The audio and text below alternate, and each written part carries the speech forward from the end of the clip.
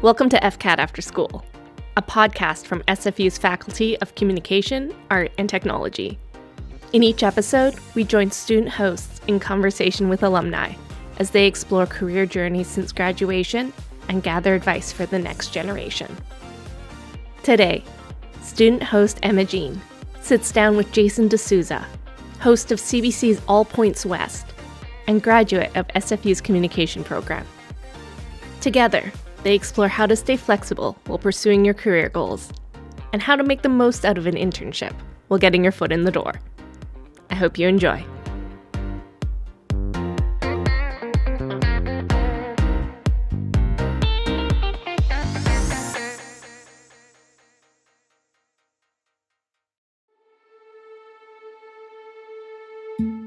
Okay, what is going on in Canadian media?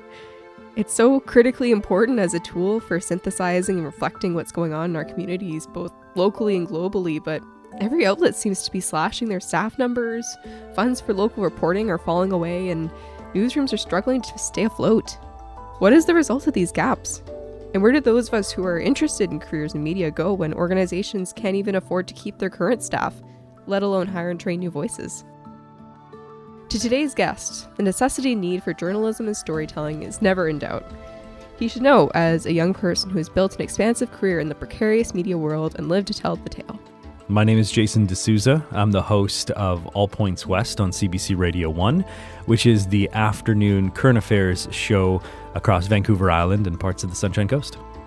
Jason is a graduate of SFU's Communication program, and ever since being chosen for the prestigious Zosky internship during his undergrad, has been working at the CBC. But that was far from the beginning of his relationship to radio. In terms of talking today, I wanted to kind of go back to your early days, kind of beginning out as a journalist. What was it that first piqued your interest in journalism? My mom would always listen to this Punjabi radio station. I love cooking with my mom growing up, and so that was kind of the way we spent a lot of time together watching the news, but also listening to this Punjabi radio. It was a call-in show, and I was also always so fascinated by the different topics that they would talk about. I still remember this memory. I must have been 12 years old, making dinner with my mom, and I have no idea what the topic was about, but my mom was listening to it, and she was a bit annoyed at what callers were saying, and it didn't gel with how she saw this particular issue, and so she was like, "Hey, pass me the phone." And I was like, I wonder who she's going to call. She might be calling one of her sisters to rant about the topic. Sure enough, she ended up calling this radio show because it was a Metro Vancouver one. And, 12-year-old me was absolutely perplexed and amazed and so overwhelmed to see my mom in the kitchen and also hear her on this live radio show expressing her feelings about whatever the topic was. I have no idea what it was. And I just remember thinking, wow, I never thought media could be so accessible in that way. And it was a moment where I stopped taking something like the radio for granted as just being there, as existing. It felt like it was accessible for the first time.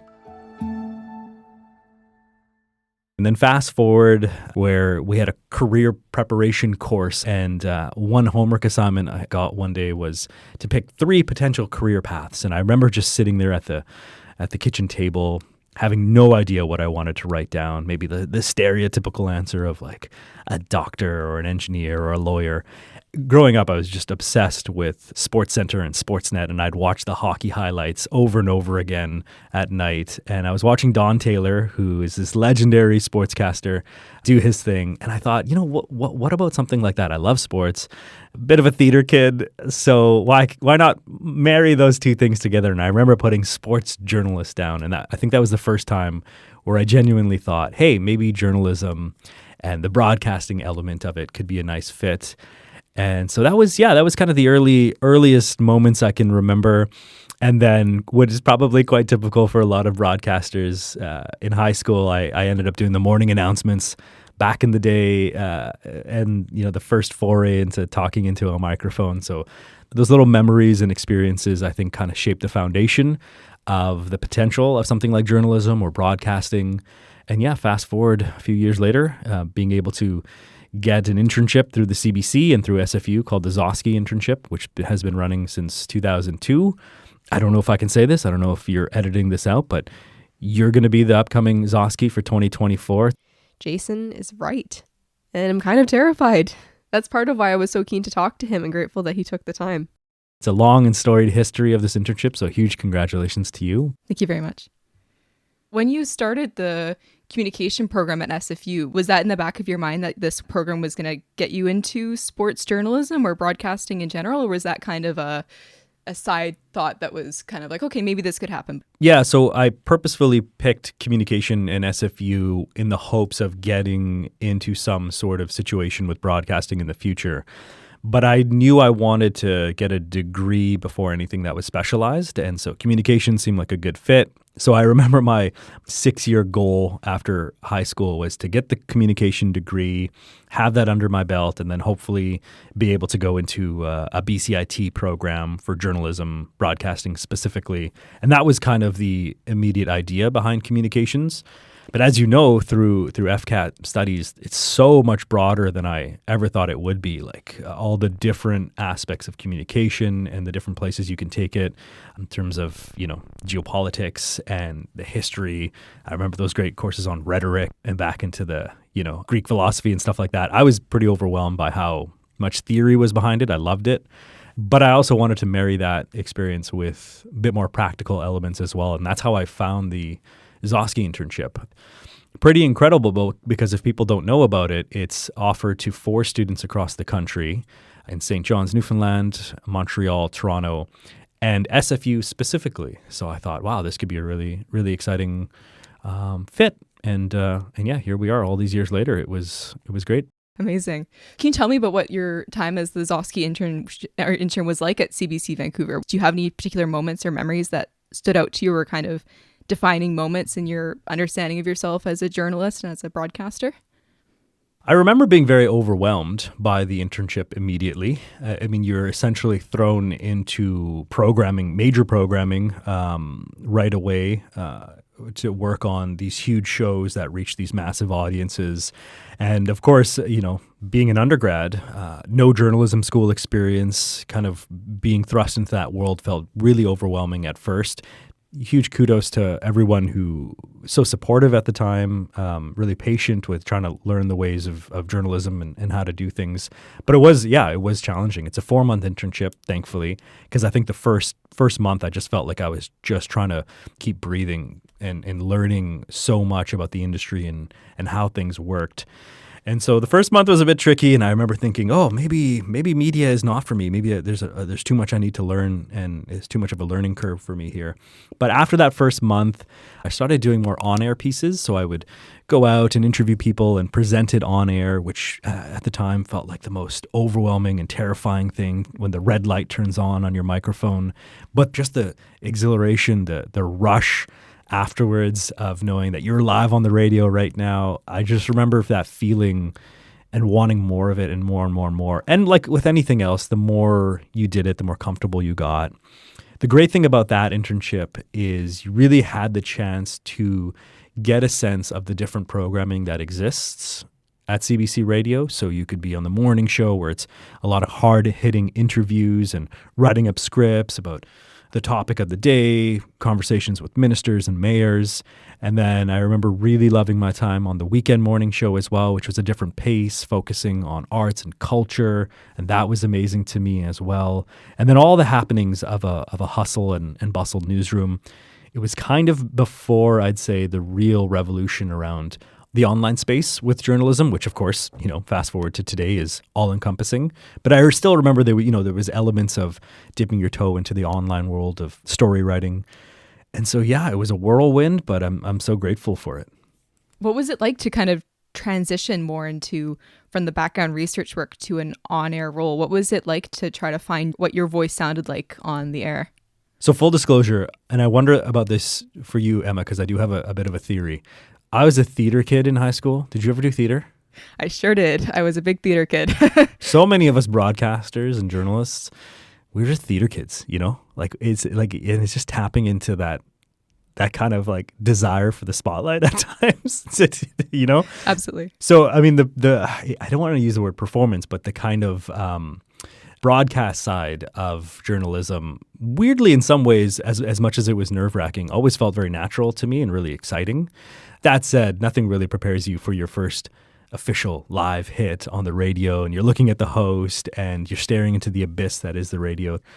Really nervous, but after it was done, just really feeling proud of it, listening back to it and thinking I sounded so much different on air than I felt like I sounded like in real life. And once you do a couple, you get more comfortable. And for me, I just remember thinking there's so many aspects of journalism that I love. I love asking people questions. I love being able to be a vessel of their communication and their storytelling. But I really just love the on-air experience and the rush of knowing that you're talking into a microphone that's reaching thousands of people wherever they're tuning in. Yeah. Wow.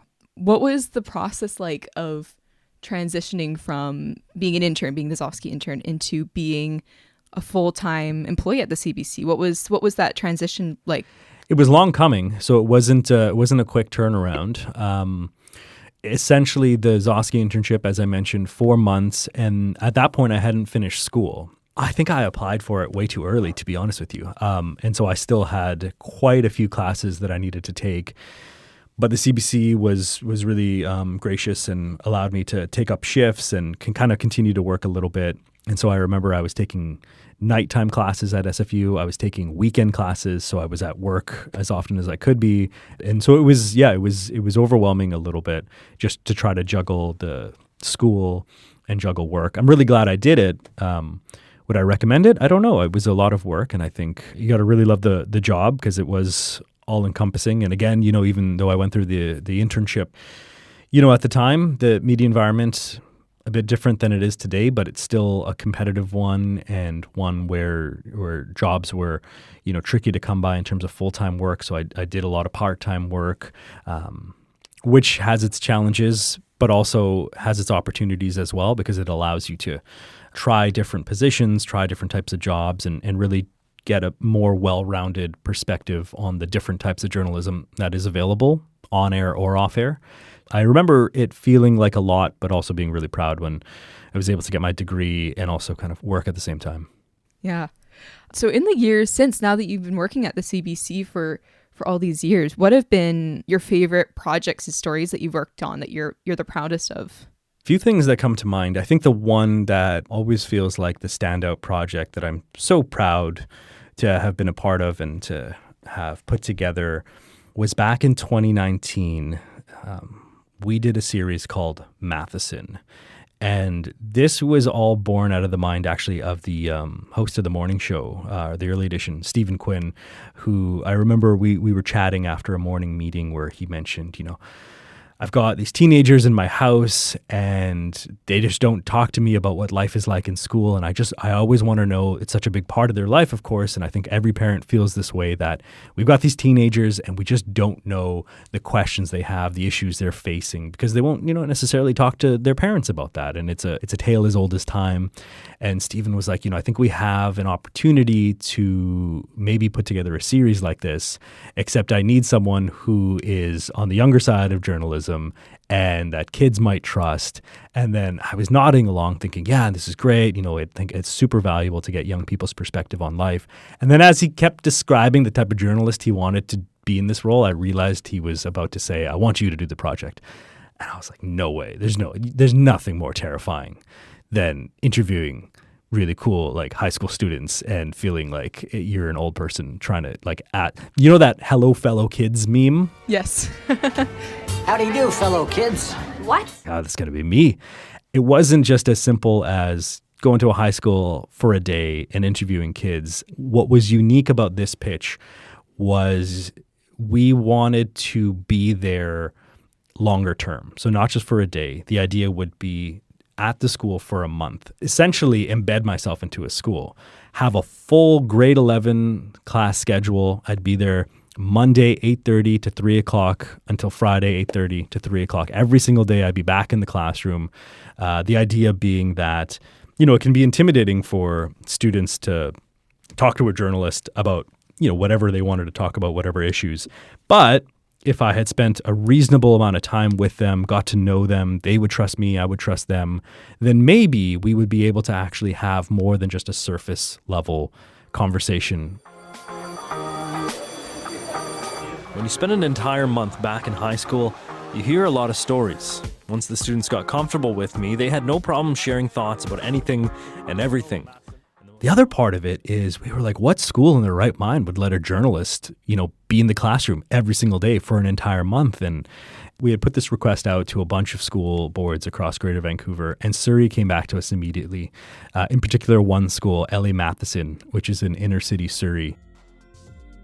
They said, hey, listen, this project sounds really exciting for a whole bunch of reasons, primarily because we're super proud of our students. And as folks in Metro Vancouver might know, Surrey often gets a really unfair stereotype about the type of school, about the type of students, and the things that happen. And we see on a day-to-day basis that our students are some of the most amazing across the board, and that's backed up by awards and all these different initiatives.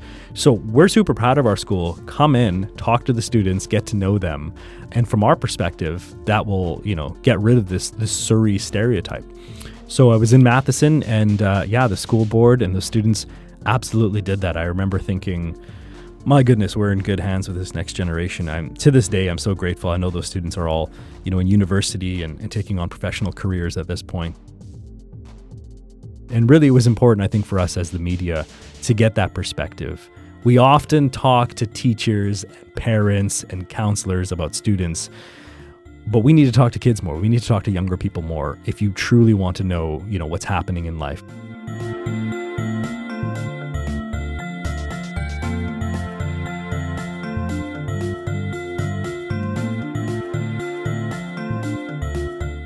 I want to ask about, growing up in Metro Vancouver and then moving to Ontario to work for CBC for Fresh Air, and then now on Vancouver Island for All Points West. How do you familiarize yourself with reporting in communities that perhaps you haven't lived in before that are new to you?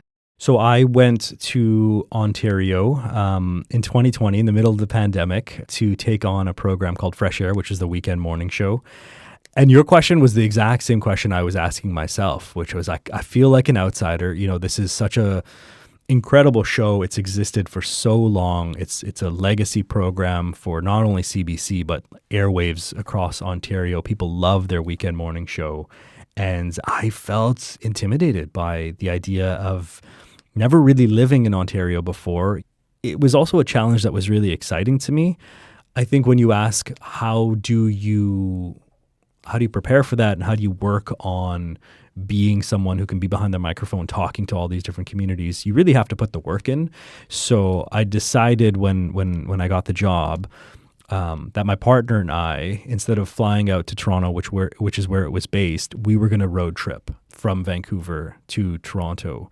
Not only because it would be a good excuse to drive across the country and see the country, but specifically because it forced me to be in all of these communities from Kenora east. You got to drive through it. I got to talk to people in those communities. I got to spend time. Because, as you probably know, Ontario is a massive province. It is mind-boggling to think that road trip, you get to the official border and you only are really halfway there, because driving around Lake Superior is such a process. But it was great. And it allowed me to have exactly that, an experience on the ground. I could be in those communities that I know I would be talking to and talking about. So you have the firsthand experience. So that's one element. I think you really have to put the work in as a broadcaster, as a journalist, taking on the responsibility of hosting a program that was this big and talked about really important topics to people in Ontario. I think the other aspect of it too is turning something like my lack of Ontario history into almost a strength for the program. And we talked about that a lot. Like, join me on this ride as I move to this new province, and curiosity would be at the base of it, asking questions. And you look at a city like Toronto or Kitchener or Ottawa or Thunder Bay, quite frankly, you could go anywhere across Ontario. And in recent years, it's so transient. You have people coming who are newcomers from around the world, but also different places in the country who are now calling different cities in Ontario home, and lean into that. I'm one of those people. So it was an element of not feeling like I needed to be a voice for Ontario or anything like that, but asking questions as someone who's new to it, to experience it. It's the same template I've used in Vancouver Island, so a lot more familiar. I'm a West Coaster, born and raised. But still, I think any good broadcast should always be curious about the places that exist and try to include the communities. Again, not unlike having young people on the program, talk to places and from places that maybe aren't necessarily the metropolitan and don't necessarily get a lot of time. Make the effort to go to places, hear from people, and tell those stories. Thank you for sharing. So you were saying about how you've seen the media landscape evolve since you started as a Zofsky intern to where you are now, about how it wasn't digital media was it was kind of in its, not infancy, but it was still growing into the sort of dominant sort of form that it is today. And I think the CBC is in an interesting position being a public broadcaster compared to organizations like Bell that are seeing a real uncertain future. So I wondered what you see as being the future of Canadian news media in the next 10 years, both CBC as a public broadcaster and just broadly. What do you see as that future being? Yeah, it's such a great question. I mean, I don't even know, like, even if you look back 10 years, and I look back, even 10 years when I was relatively new to the industry, how much has changed. We talked about the digital revolution. You can't help but think that's just going to expand exponentially. I mean, it already is in terms of how many people get their news content from social media versus, maybe more of the traditional platforms that exist. I'm a communication student at SFU, and so this, Emma, we learned about Marconi and how radio changed the game and then television changed the game. And so I think, one, that was really cool to think about SFU and the communication programs and looking back to try to inform how the future is going to unfold. But then also acknowledging that we just have no idea, like the technologies that might exist in 3 years, let alone 10 years. Who can really predict that if you look at the past to see how things have changed?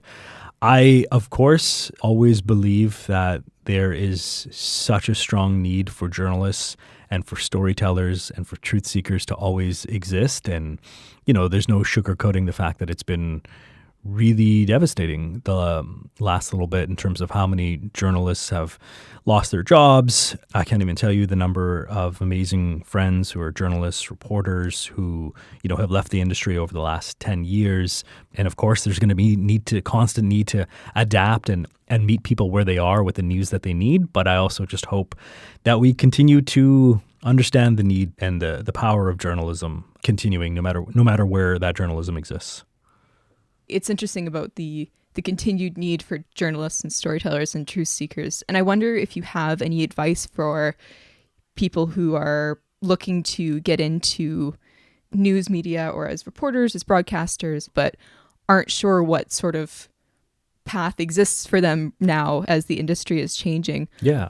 I mean, I'll get to that in just a second, but I'll give you the classic kind of host answer first, which is my curiosity. And I wonder if you can tell us a little bit about how you feel about entering the media landscape, taking on this big CBC internship that's coming up. How are you feeling about the potential of the future that you see for you?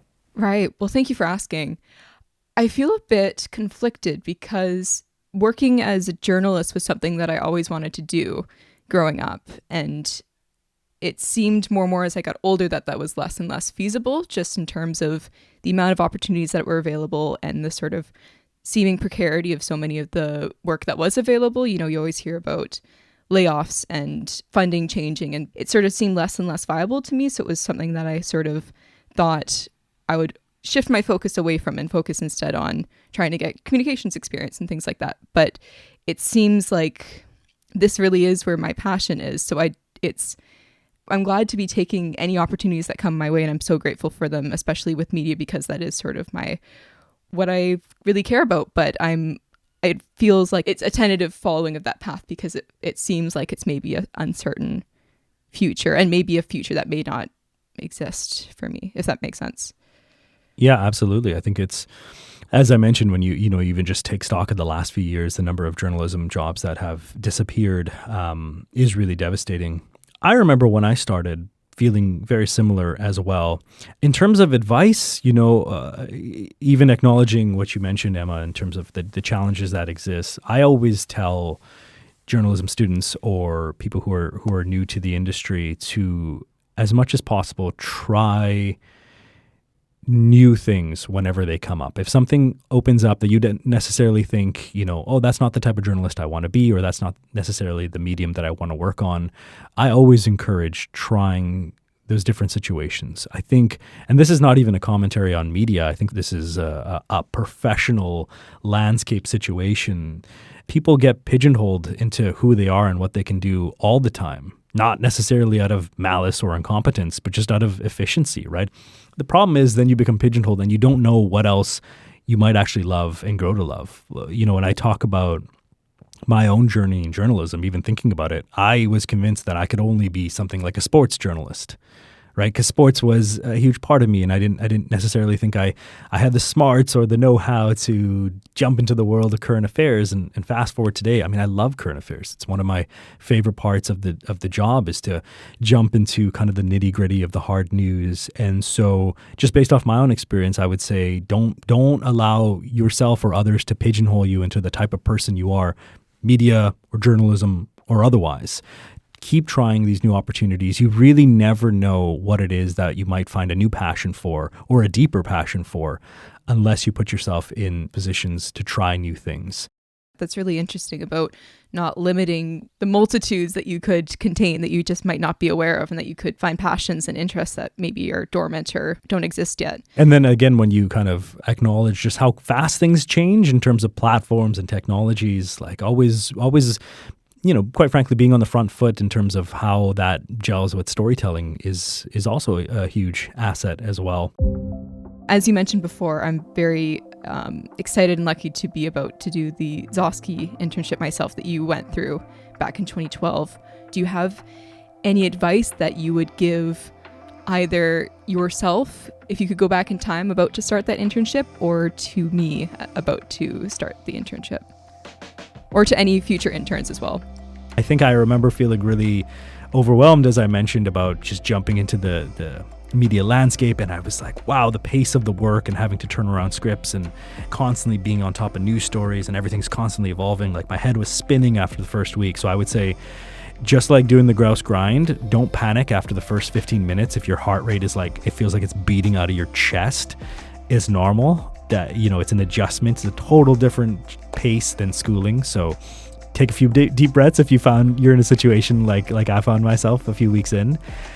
Yeah, as I've said before, Emma, honestly, just try the things that you really want to try and the things that you never really thought about trying. Both of those will be so affirming in their own ways.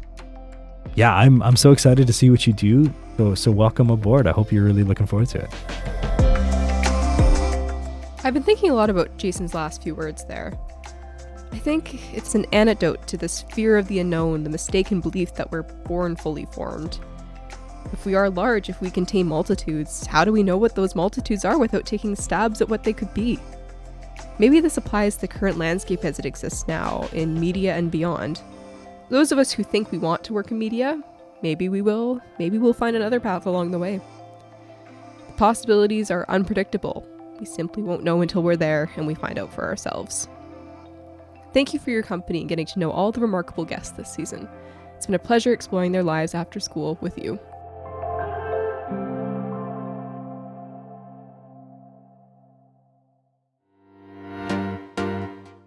Many thanks to Jason D'Souza and Emma Jean for sharing this candid conversation on Canadian media and the power of pursuing your career goals with a flexible mindset. You can listen to Jason on CBC Radio's All Points West in Victoria, Monday to Friday from 6 to 3 p.m. FCAT After School is produced by Emma Jean, Torian Caffarata, and Stephanie Werner, with help from Stu Pop and Tessa Perkins-Deneau. We respectfully acknowledge the Musqueam, Squamish, Tsleil-Waututh, Katzie, Coquitlam, Kakite, Kwantlen, Semiahmoo, and Tsawwassen peoples on whose unceded traditional territories our 3 campuses reside, and where many of the stories shared in our series take place. If you enjoyed this episode, make sure to leave us a rating and subscribe to FCAT After School wherever you listen to podcasts. You can follow us on social media at FCAT at SFU. That's FCAT at SFU across all platforms. For feedback or guest suggestions, reach us by email FCAT@sfu.ca. All links in the show notes. See you next time.